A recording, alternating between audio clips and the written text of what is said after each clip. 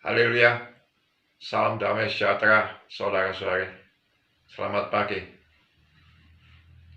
1 Timotius 1 ayat 9. Hukum Taurat bagi orang durhaka, bagi orang lalim, bagi orang berdosa, bagi orang pembunuh bapak, bagi orang pembunuh ibu. Sangat penting kita mengetahui hukum Taurat mana yang dimaksud itu. Itulah Imamat pasal 18. Hukum itu untuk orang-orang yang dimaksud di 1 Timotius 1 ayat 9. Kudusnya perkawinan dijelaskan di itu pasal Imamat pasal 18 tentang perzinahan, tentang persetubuhan di luar perkawinan. Dijelaskan di pasal 15 itu, pasal 18 itu, jika orang sudah menikah tidak boleh bersetubuh dengan lainnya. Saudara-saudari, zaman sekarang persetubuhan seks dianggap sesuatu yang biasa. Dan banyak orang Kristen salah mengartikan Matius 19 ayat 11.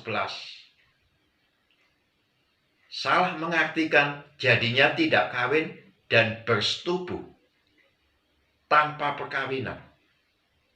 Itu adalah dosa besar, saudara-saudara.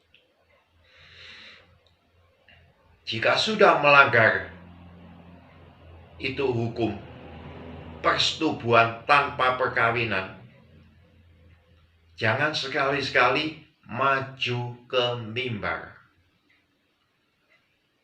Karena itu adalah dosa kekal.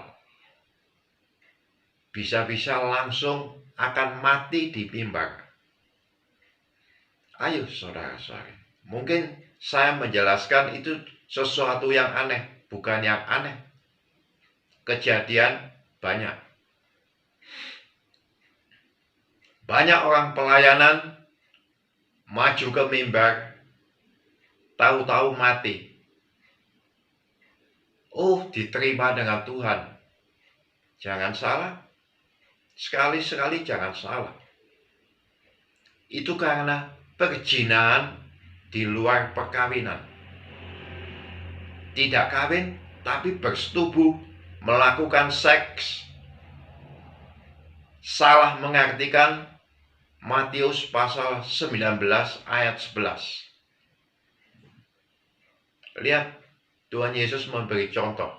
Tuhan Yesus mengejar kekudusan sesampainya ia tidak menikah.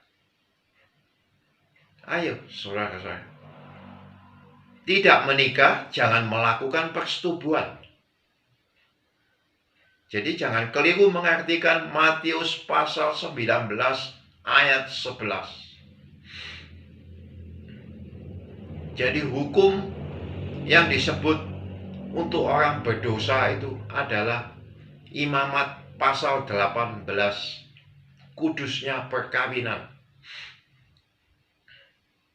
Jadi kalau orang sudah kawin, sudah menikah, tidak boleh melakukan persetubuhan dengan lainnya, hanya dengan istrinya atau suaminya. Itu. Saudara-saudari, zaman sekarang orang seks itu bebas. Karena seks itu sesuatu yang menyenangkan, bukankah? Tapi jangan lupa, itu akan menggerogoti tubuh orang jika orang itu tidak maju ke mimbar, tidak maju ke tempat kudus. Itu akan menggerogoti tubuh orang.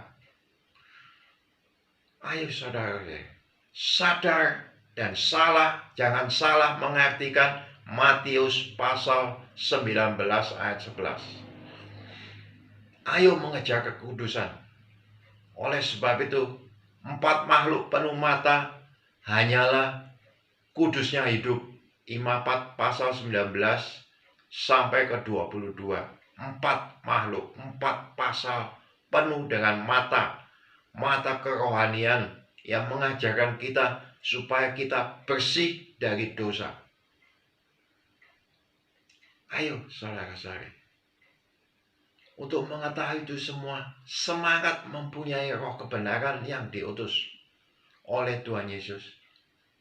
Karena roh kebenaran itu akan memimpin orang yang mempunyainya ke dalam seluruh kebenaran. Setiap hari kita maju ke kekudusan. Oke?